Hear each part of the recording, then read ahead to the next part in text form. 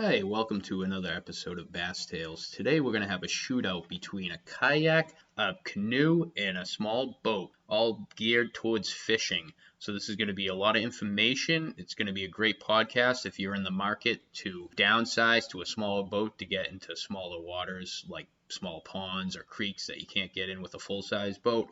Or if starting out angler and you obviously don't want to spend a ton of money on a huge bass boat, something like that. It's great to get out on the water in something small just to start out, see if you like boating in general. You know, if you're a bank fisherman, you're ready to upgrade and get into some other spots because you can't get to everything from the bank. This will be a lot of information, so if you're looking towards getting into that type of small watercraft for fishing, stay tuned for this episode. At the end, we're going to do a rating system of 1 to 5, 1 being poor, 5 being the best. We're going to do the total rating. So as we always do in this podcast, we're going to start out talking a little bit about history on the product. So you learn a little more about each product and how it came about. The kayak first came around about 4,000 years ago.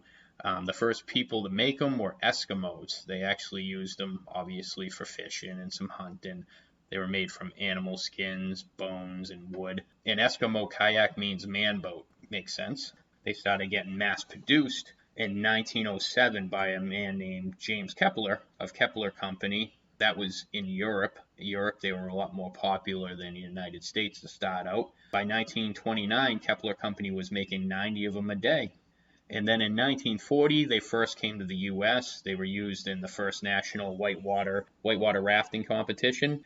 And that was in Maine near Middleton Dam on Rapid River. Then plastic kayaks first appeared in 1973. They were smaller, stronger, more resilient. They didn't really become mainstream to the 1980s in the U.S. I know where I was, I didn't really start seeing them until the late 90s. I started seeing kayaks come around. They were kind of interesting. You didn't really see many of fishing ones. You just saw the recreational ones. The fishing ones didn't really come till later. The first sit-on-top kayak was designed by Tim Nemir of Malibu, California. He started the company called Ocean Kayak, which was established in 1988. He designed the first sit-on-top kayak. So that's an interesting fact. And now, in the 90s, it got sold to Johnson Outdoors, and now is part of Old Town Canoe Company in Maine. And then a big thing happened in 1997. Hobie, which a lot of people know the Hobie name, that's been in fishing for a little bit, they came out with the Mirage Drive. And that was like a game changer for some of these people that are in the professional kayak fishing. And it was invented by a man named Greg Ketterman. He designed it by studying the movement of penguins through the water, engineered a drive to simulate that movement. And an interesting video that you can see on YouTube, if you just Google search it on YouTube or just search it on YouTube, you can find it. Just put in Hobie at Boat Show in California in 1997, and they'll actually had a demonstration where they had a professional kayak paddler. They had their kayak with the Hobie Mirage Drive do a tug of war with an Olympic paddler on a regular kayak, and the Hobie just pulled them right across this big pool. So it's a very neat little quick video you can see. And then the first fishing kayak, I believe, was the Mirage Outback, and that came out in 2001. So now let's move on to its rival, the Canoe. And the Canoe is kind of actually the original first boat. They came around, they don't know exactly, but about 7,000 years ago. It's kind of funny, just a little fact. In British English, the term canoe can also refer to kayak, while canoes are called Canadian in England or the UK. And then open canoes are what they distinguish them from kayaks. So it's kind of an interesting little fact. The first canoes were actually called dugouts, and they were made from a tree that was hollowed out.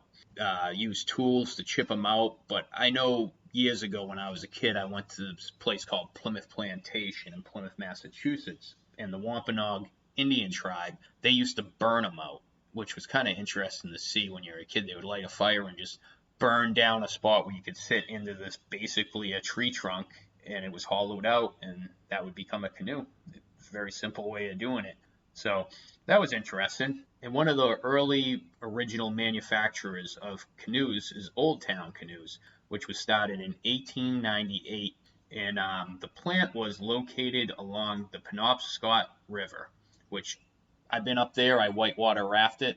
That, a nice area if you're ever up in Maine. It's a great place. You have the Dead River, the Canonback River, and the Penobscot River, which is actually the most extreme one for whitewater rafting. So just a little fact there, if you're into whitewater rafting and you're ever up in the New England area, check that out. And they started making these wood and canvas canoes. And Old Town built about 250 canoes in its first year. And they were originally just sold at this hardware store in Old Town, Maine, and that's where the name comes from.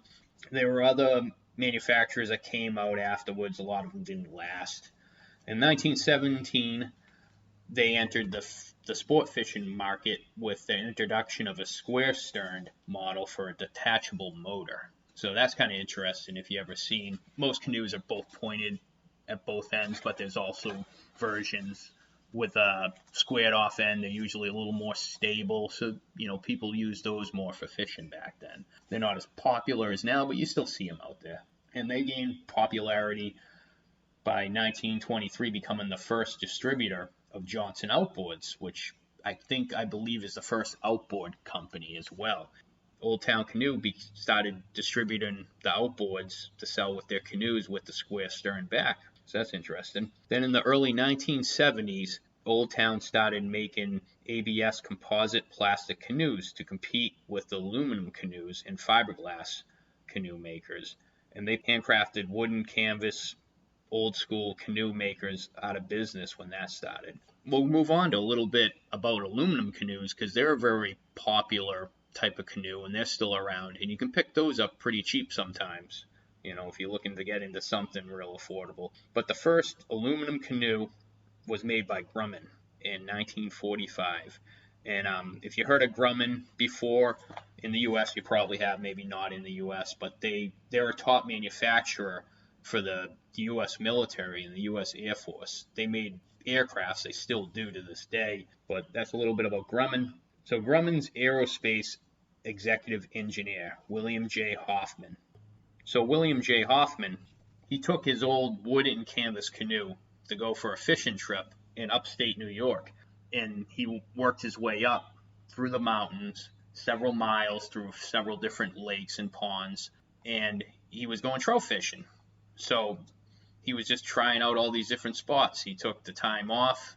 It was the week before D-Day, which is kind of interesting.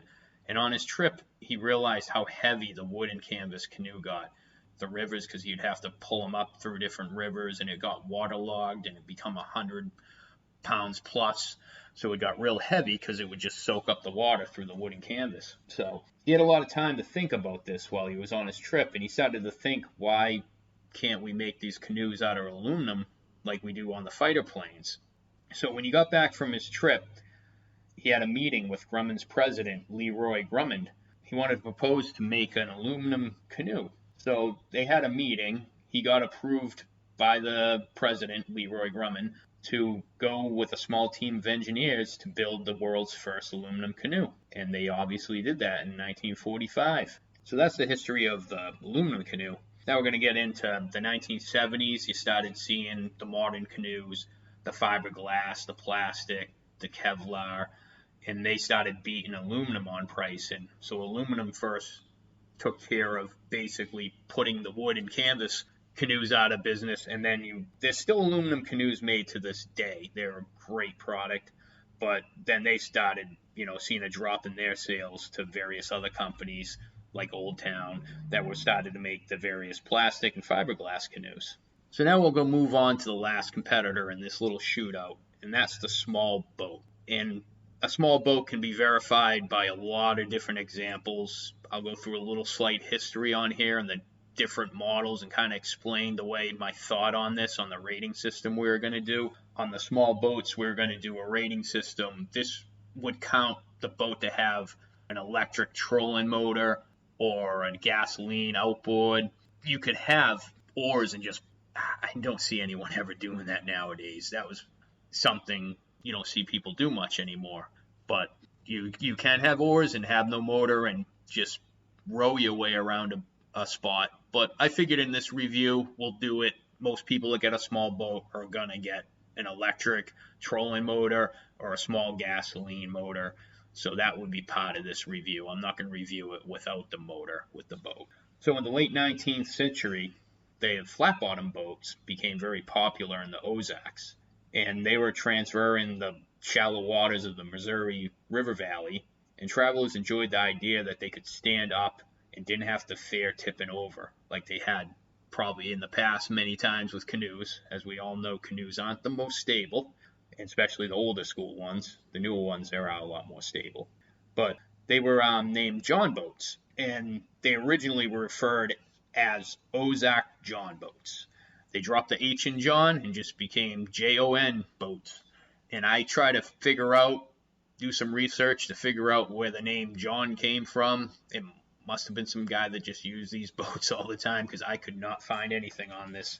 But then you started seeing other type of boats as well. But that was like the first real boat that wasn't old school wooden style boat.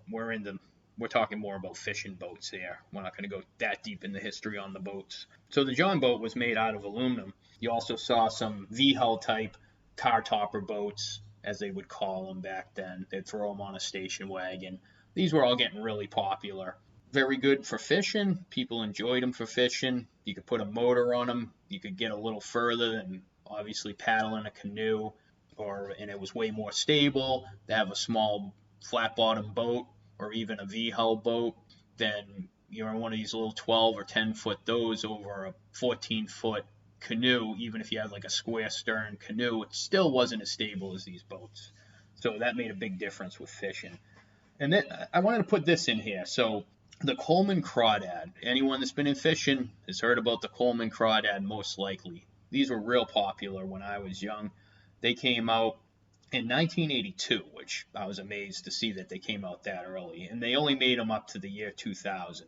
And they were a plastic style fishing boat where it had a couple swivel chairs and very comfortable to go out fishing in. You could take your buddy. They had this Ram X Tech that they called it, which was basically just a marketing name for their plastic that was very durable, really.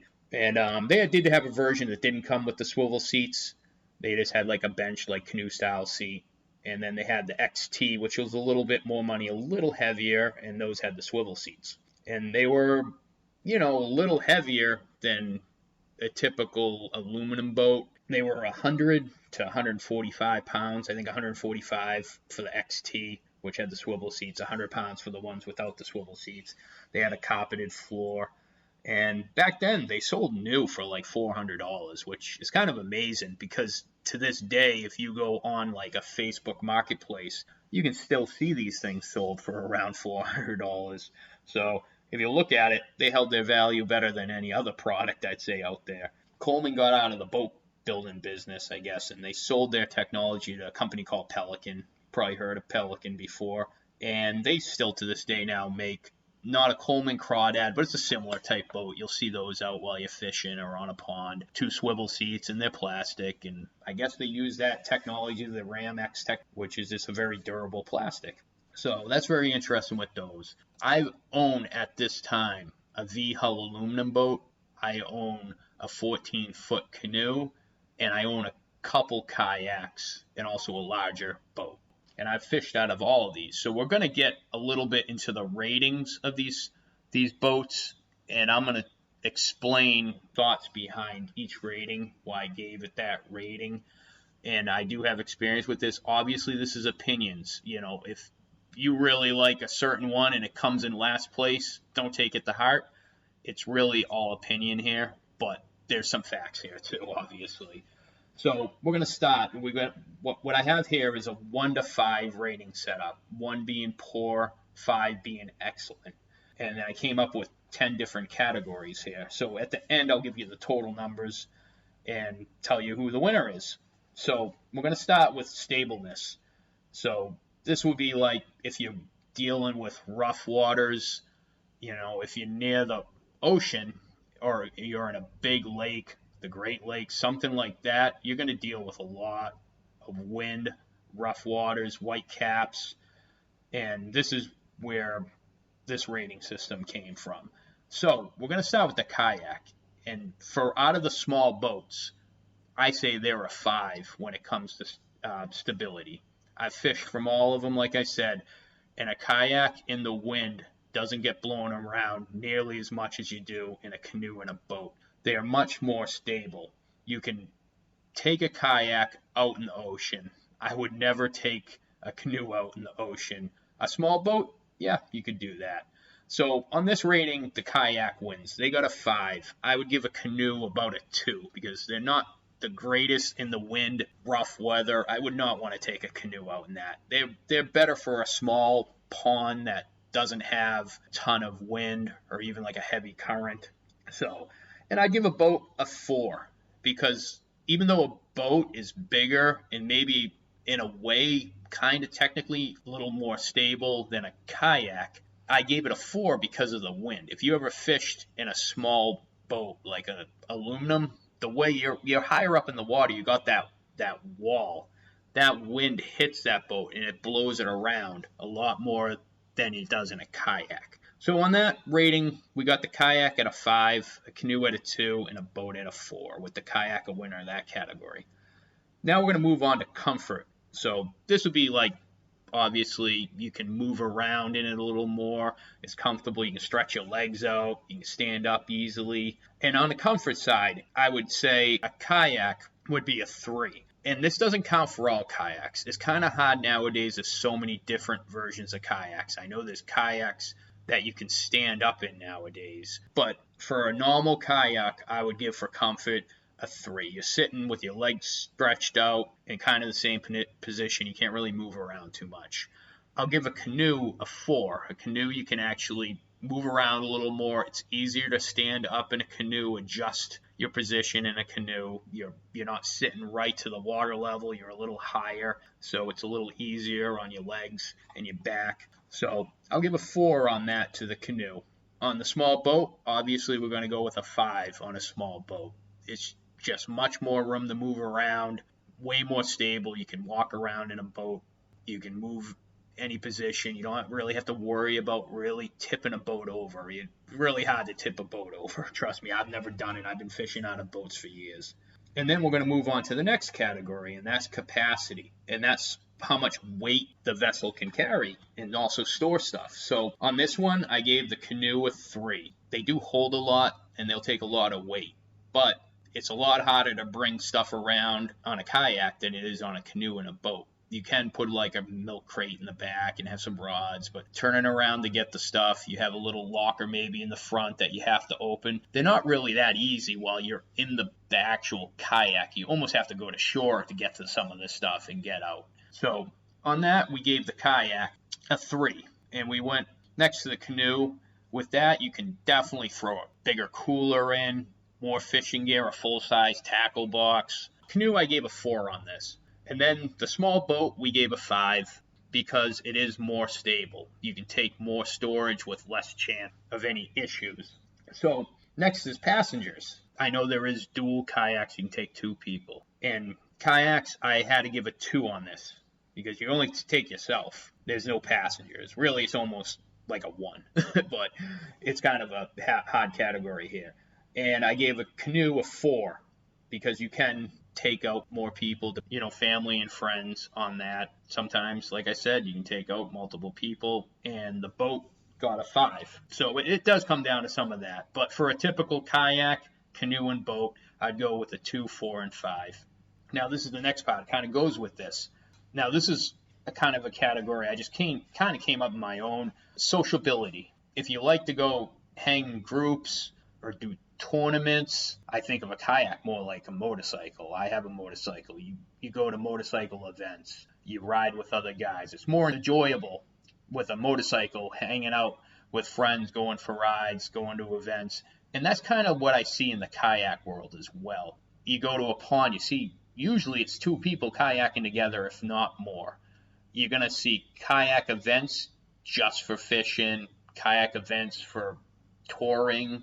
There's groups like that. You can get into different groups with a kayak. So it's kind of interesting that aspect. You might not be able to take an extra person with you in a kayak, but you're going to make friends that also love kayaking and fishing from kayaks. And you can go to tournaments. You can go out, just going to ponds with different people. It's kind of interesting. And, this social media just to get with groups to meet people with the same interest for kayaks. You don't really see that with canoes or boats. Maybe back in the day more with canoes you'd see it. Not like it is nowadays with the kayaks. It's almost like the thing people gravitate towards if it's a group event. So on sociability, the kayak gets a 5, and the canoe and the boat gets a 2, because you don't really see people going out, and really you don't see tournaments for small boats or canoes, and you don't really see people really, if they're going out, they're bringing their friend in the canoe or the kayak. I mean the canoe or the boat. So we go with a 5 for the kayak, a 2 for the canoe, and a 2 for the boat on that.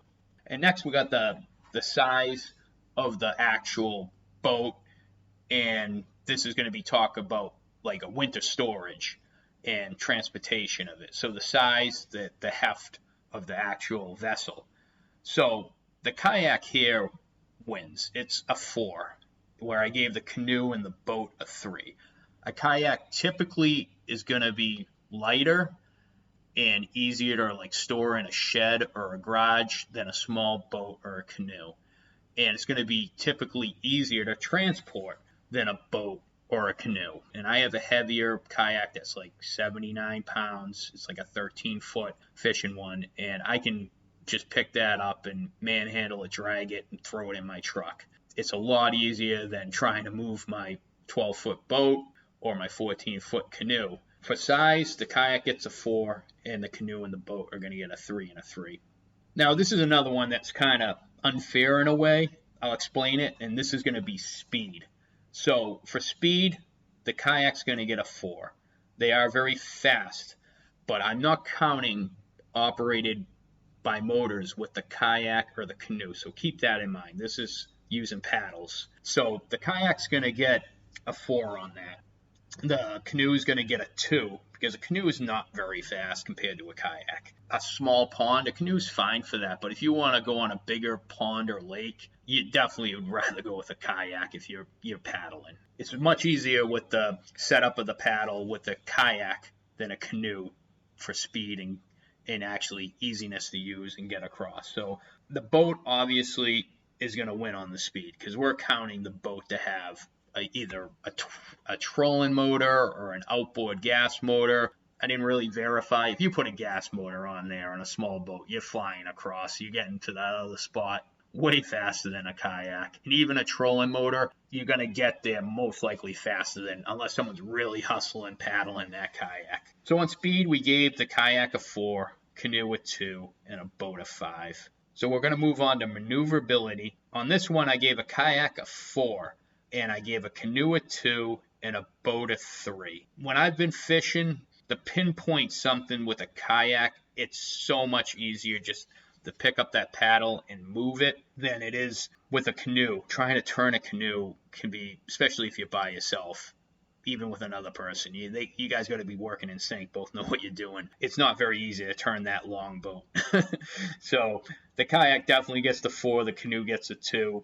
In a small boat, I give a 3. I just think a kayak's easier to maneuver around than dealing with a motor on a boat in a way. You could disagree with that, but that's just how I feel from using them. So the next thing would be fishing techniques. Really, the biggest thing that I see a drawback on techniques is with the kayak. And this is another one people might argue with me, because there are some kayaks out there nowadays that cost $12,000, and they have depth finders on them, trolling motors, pedal drives. It's insane what they throw on these kayaks now. It's just gotten out of hand, I think, in a way. It's because it's such a big pro market now that Bass and some of these other tournaments that actually have a professional series with kayaks. It's like a kayak was a way to get into affordable fishing. It's still more affordable than buying some $100,000 bass boat. So if you want to get into tournament fishing, you might be spending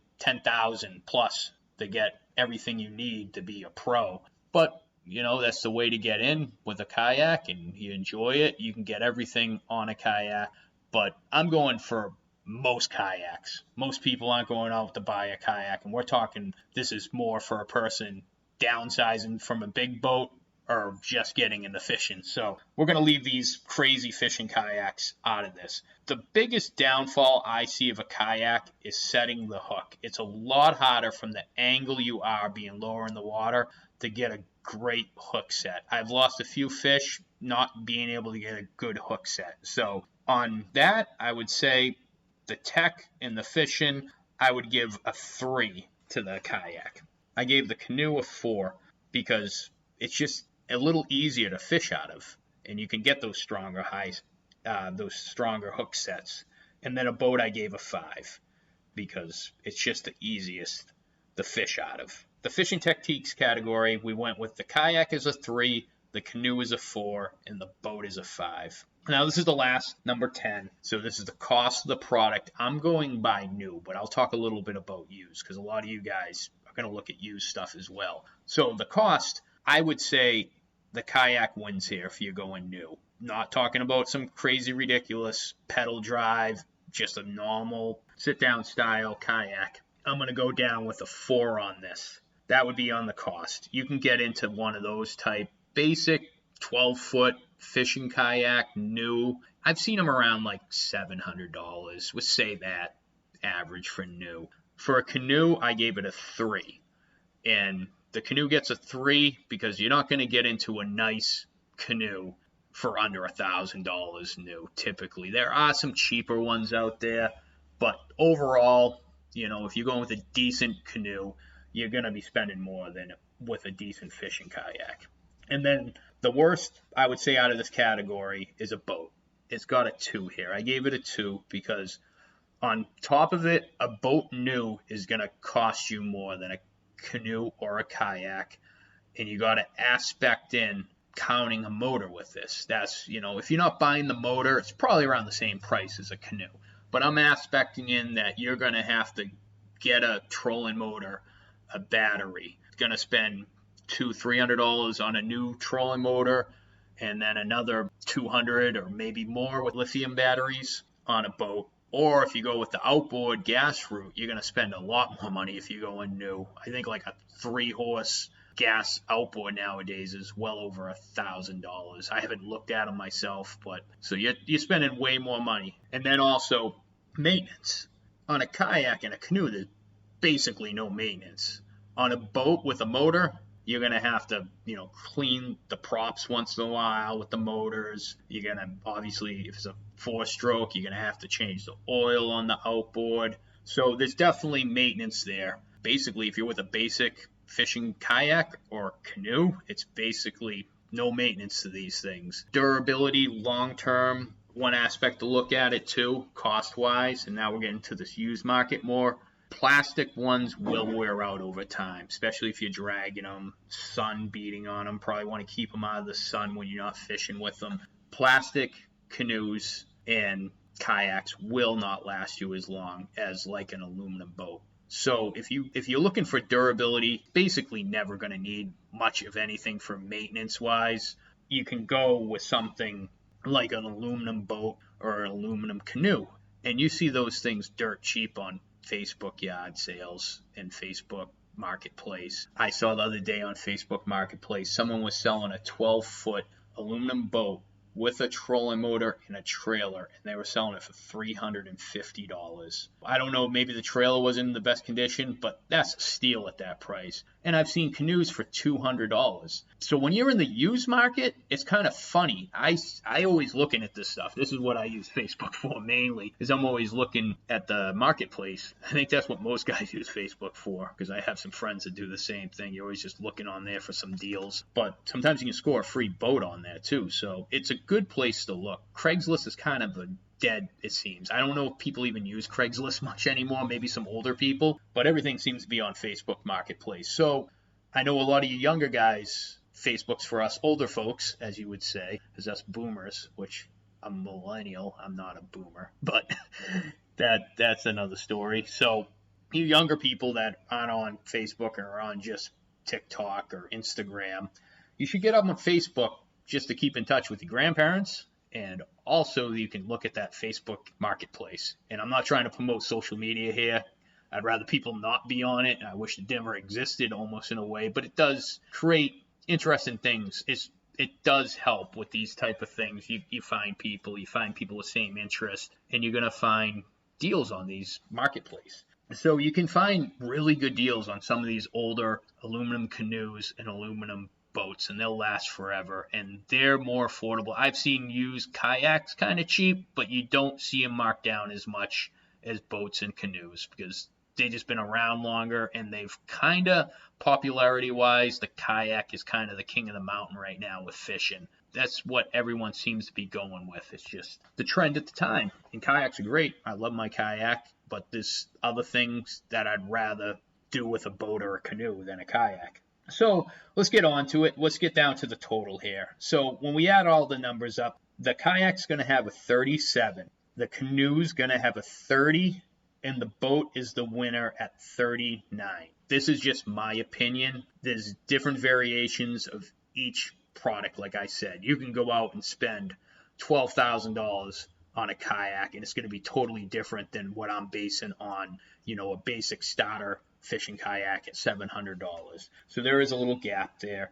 If you have small kids that you want to take out on the water and looking for an affordable way, and you don't want to deal with a motor and all that hassle, and they're lightweight enough that you can almost move yourself, a canoe's a great thing. So don't look at a canoe as a losing product. It isn't a loser. Those Old Town, they make some awesome canoes, and there's other companies that make these canoes, and they're great. Don't look at the canoe as a loser here. Really, when it comes down to, like me, I'm just lucky that I've had a boat since I was a kid, and then I got a canoe a few years ago for camping and taking my kids out fishing.